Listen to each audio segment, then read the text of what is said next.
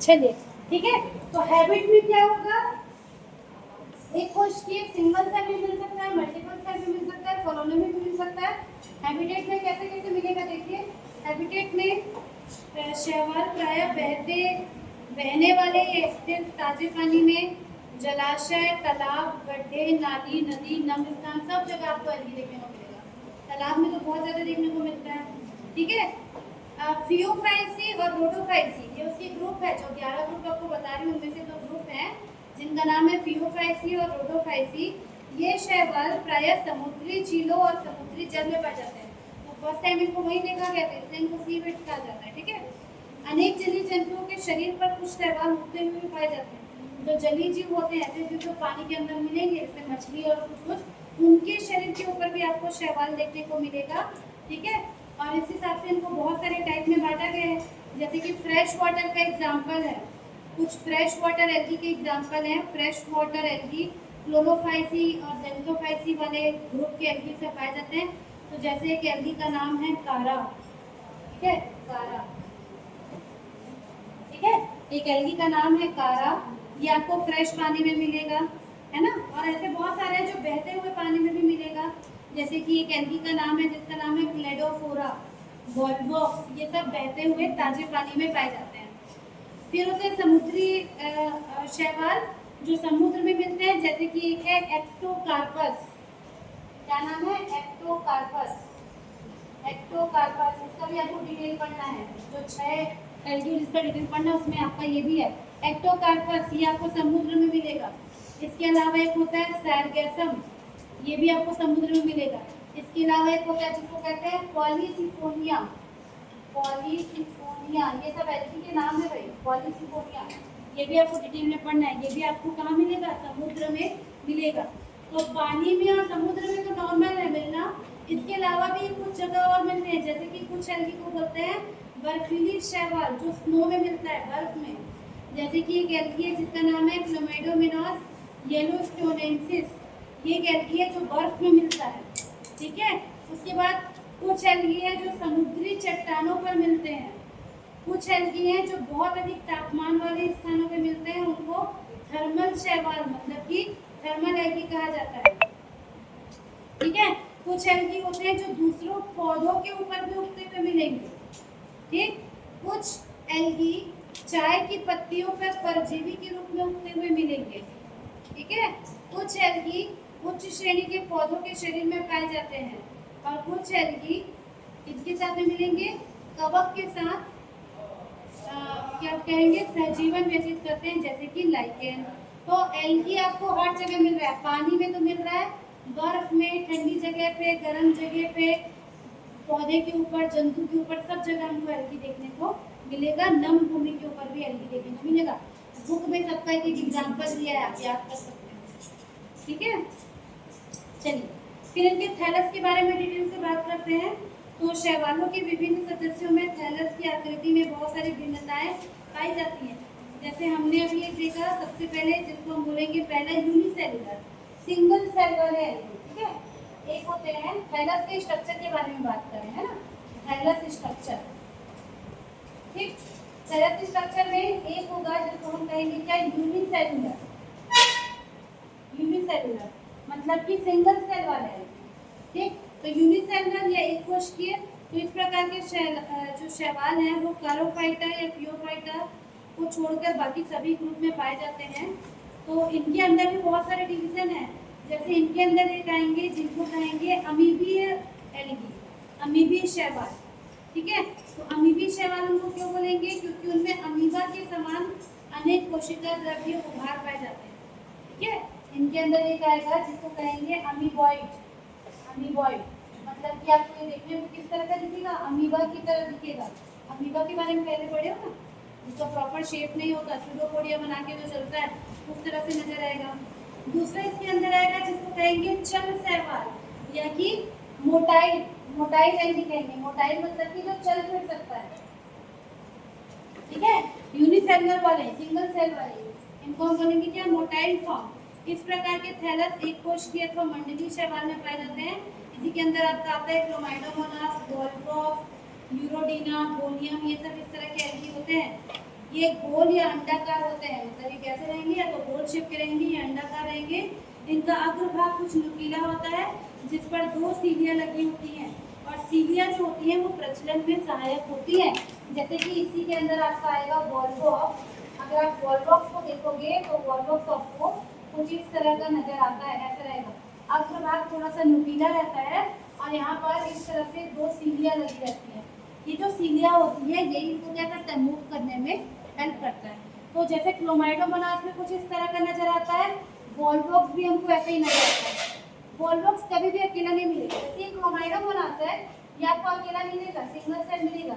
ये जो wall box है दोनों का सिंगल स्ट्रक्चर एक ही जैसा लग रहा है देखने में, पर वॉल बॉक्स कभी ऐसा अकेला नहीं मिलेगा। ये हमेशा हमको इस तरह के कॉलोनी में मिलेगा, और इस कॉलोनी में बहुत सारे वॉल बॉक्स इस तरह से ग्रुप बनाकर रहते हैं, ऐसे करके जुड़े रहते हैं। और ये पूरा का पूरा जो इनका कॉलोनी है वो मूव करता है, ताजे पानी के साथ क्या होता है, बहते रहता है। और ये कितना छोटा है, ये कितना छोटा है, इसको आप अपनी आंख से नहीं देख सकते, स्लाइड में देखोगे कितना छोटा है, सुई के नोक के बराबर। सुई का जो नोक होता है उस पर पूरी इसकी एक कॉलोनी आ जाती है। तो सोचो सिंगल सेल कितना छोटा होगा। इतना छोटा होने के बाद भी ये फोटोसिंथेसिस करके अपना खाना खुद बना सकते हैं। ठीक है, तो जिनके पास इस तरह का स्ट्रक्चर मिलता है इसको कहते हैं सीलिया। वो कैसे होंगे, मोटाइल, चल सकते हैं। ठीक है, उसके बाद होते हैं कुछ नॉन मोटाइल। कुछ क्या होंगे, नॉन मोटाइल, अचल। ऐसे भी एल्गी होंगे जो कि मूव नहीं कर सकते क्योंकि उनके पास ये सीलिया नहीं पाया जाएगा। तो ऐसे भी कुछ एल्गी होते हैं। ठीक है, जैसे कि एग्जाम्पल दिया हुआ है क्लोरोकुकम, इस तरह का एक होता है। ठीक, चलिए उसके बाद दूसरा होता है जिसको कहते हैं सिनोवियल टाइप ऑफ एल्गी, है ना। सिनोवियल मतलब ग्रुप बना के रहते हैं, इनके अंदर फ्लैजिला वाले आएंगे, नॉन फ्लैजिला वाले आएंगे। तीसरे होते हैं एग्रीगेट। देखो ये पहला हम लोग देखिए जिसको क्या बोल रहे हैं, यूनिसेलुलर, सिंगल सेल। ठीक है, दूसरा यहीं पे आएगा जिसको कहेंगे सिनोवियल, सिनोवियल। तीसरा आएगा जिसको कहेंगे कॉलोनियल, मतलब कि कॉलोनी बना के रहने वाले।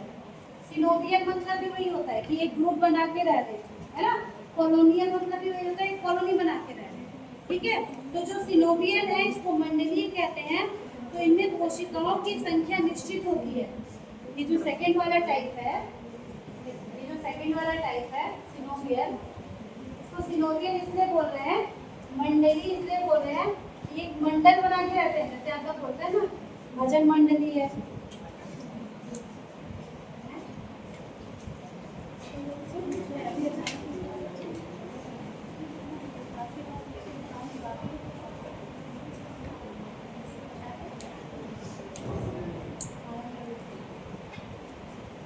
इतने इम्पोर्टेंट चीज।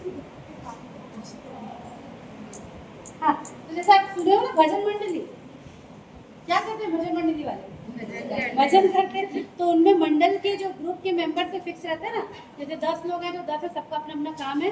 तो वैसे जो मंडली बना के रहते हैं एल्गी, उनके अंदर संख्या फिक्स रहती है। अगर उसके अंदर 50 एल्गी रहना है तो जब भी उनका मंडल आपको दिखेगा 50 एल्गी रहेगा। कॉलोनियल भी वही है, मंडली है, ये भी एक ग्रुप बना के रह रहे हैं, लेकिन इनके अंदर जो संख्या है वो फिक्स है। इनके अंदर जो संख्या है वो फिक्स नहीं रहेगी, बढ़ भी सकते हैं, घट भी सकते हैं। कॉलोनी बनाते हैं तो कॉलोनी में संख्या बढ़ भी सकती है, इनके अंदर बहुत सारे टाइप्स है, उतना डिटेल हम लोग नहीं जाएंगे। ठीक है, उसके बाद कॉलोनी के अंदर बहुत सारे होते हैं, जैसे कि फ्लैजिलेटेड, नॉन फ्लैजिलेटेड, पल्मेलॉइड कॉलोनी, ठीक है, डेंड्रॉइड कॉलोनी, ऐसे बहुत सारे रहते हैं। ठीक, उसके बाद एक टाइप होता है जिसको कहते हैं फिलामेंटस एल्गी। देखो ये सब इनका हैबिटेट ऐसा मिलेंगे, सॉरी थैलस स्ट्रक्चर है। फिलामेंटस एल्गी, फिलामेंटस एल्गी मतलब जो लंबे लंबे फिलामेंट के फॉर्म में रहते हैं। ठीक है, फिलामेंट मतलब हिंदी में होता है तंतु। तो इस प्रकार का थैलस बहुकोष्ठीय होता है। फिलामेंट के फॉर्म में ऐसे एल्गी मिलेंगे जो बहुकोष्ठीय है। बहुकोष्ठीय मतलब बहुत सारे सेल से मिलकर बने हुए हैं, ऐसे लंबा लंबा फिलामेंट के फॉर्म में मिलते हैं। ठीक है, इनमें कोशिकाएं परस्पर जुड़ी रहकर एक तंतु बनाती हैं और तंतु की कोशिकाएं अचल होती है। जैसे कि इसके एग्जाम्पल है यूरोथ्रिक्स, उडोगोनियम, स्पाइरोगैरा, ये सब आएंगे। तो ये जो आपको एक बता रही हूँ, कौन सा उडोगोनियम, जिसको हम लोग देखेंगे, उडोगोनियम आपको इसी तरह का नजर आएगा। पूरा क्या है, ये पूरा लंबा मल्टी सेलुलर एल्गी है जो क्या है, फिलामेंट के फॉर्म में, तंतु, ऐसे लंबा लंबा स्ट्रक्चर नजर आएगा। फिर इनके अंदर में टाइप होते हैं, कैसे, ये हो सकते हैं ब्रांच या हो सकते हैं अनब्रांच। तो अनब्रांच जैसे ये दिख रहा है, ब्रांच मतलब इसी में से ब्रांच भी निकल जाएगा।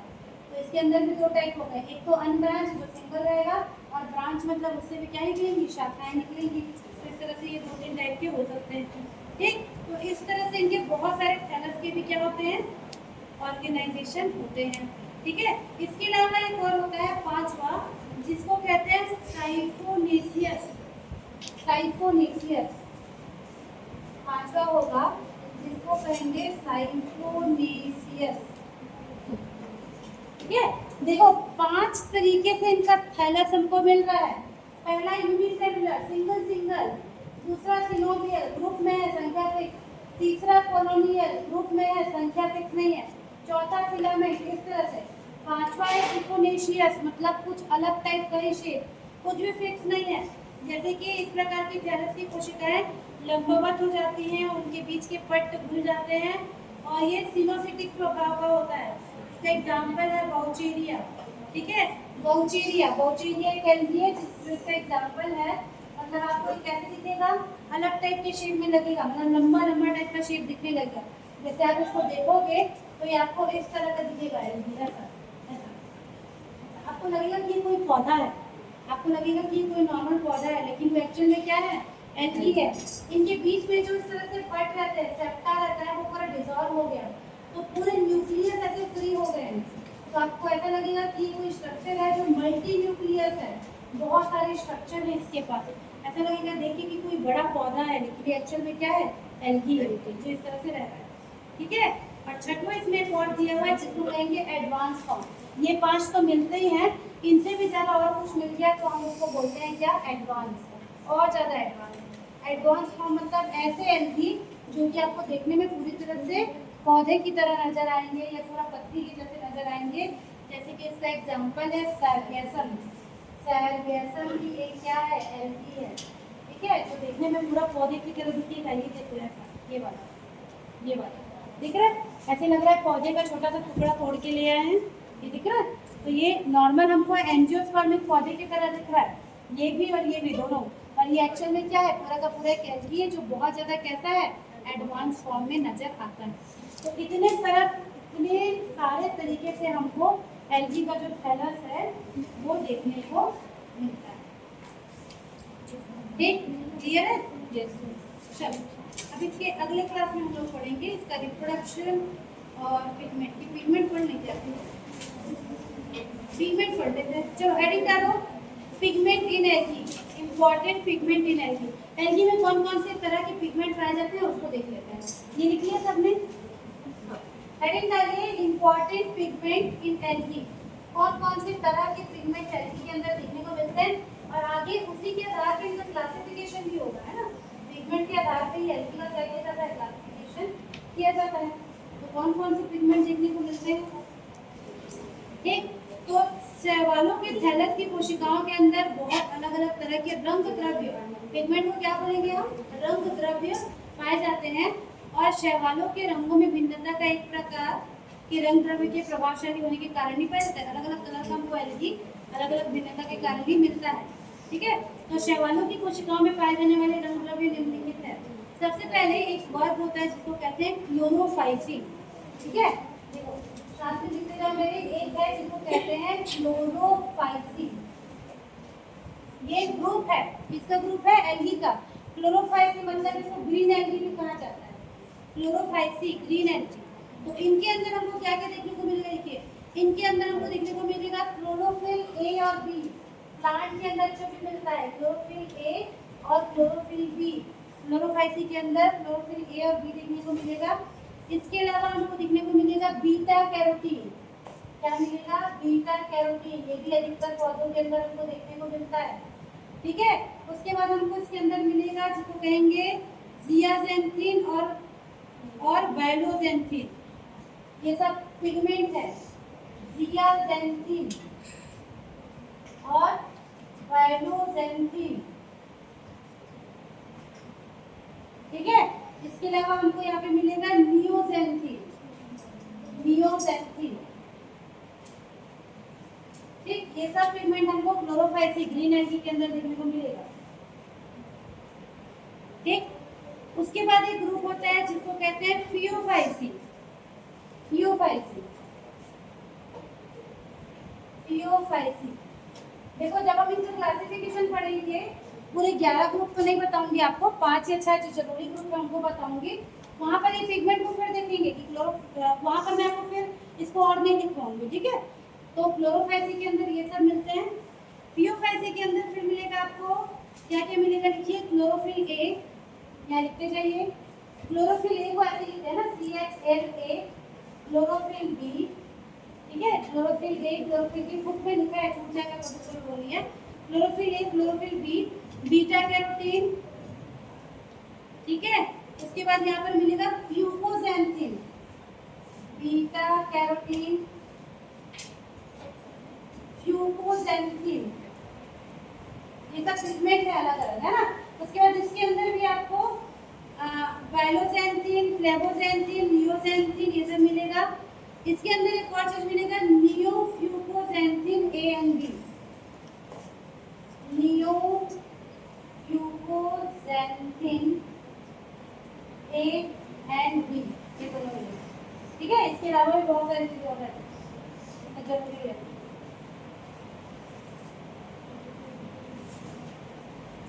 ठीक, इसके बाद एक ग्रुप है जिसका नाम है रोडोफाइसी, जो जनरली समुद्र में देखने को मिलता है, रोडोफाइसी, ठीक है। इसका क्लासिफिकेशन बताऊंगी थोड़ा सा, तब यहाँ वहाँ पर और आपको देख पाएंगे। तो रोडोफाइसी में भी आपको मिलेगा क्लोरोफिल ए, अल्फा और beta carotene. Chlorophyll A alpha मतलब, ठीक है, बीटा कैरोटीन। देखो क्लोरोफिल सब जगह मिल ही रहा है ना, और बीटा कैरोटीन भी लगभग सब जगह मिल रहा है, ठीक है। इसके अलावा यहाँ पर मिलेगा ल्यूटीन, ल्यूटीन सब पिगमेंट है, ठीक है। इसके अलावा यहाँ पर मिल रहा है गामा फाइकोइरिथ्रिन, गामा फाइकोइरिथ्रिन, हिंदी में भी लिख सकते हो, बुक में हिंदी में लिखा हुआ, ठीक है। इसके अलावा यहाँ पर मिल रहा है फाइकोसाइनिन, गामा फाइकोसाइनिन, ठीक, ये सब यहाँ पर हमको मिलेगा।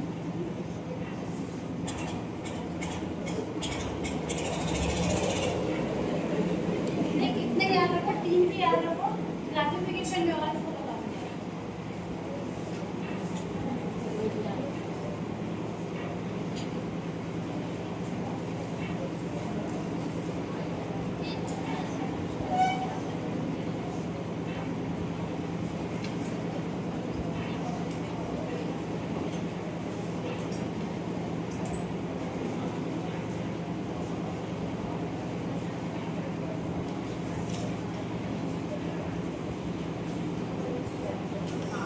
ठीक है,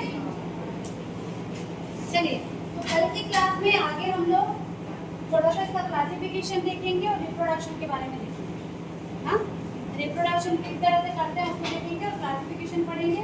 उसके बाद नेक्स्ट क्लास में एक एक ग्रुप उठाकर, जैसे क्लोरोफाइसी ये वाला है, इसी के 3 नंबर आपको दिए हुए हैं, बॉलबॉक्स, प्रोगोनियम और ये सब दिया हुआ है, तो इनमें से कोई एक या दो को पूरा डिटेल में पढ़ेंगे।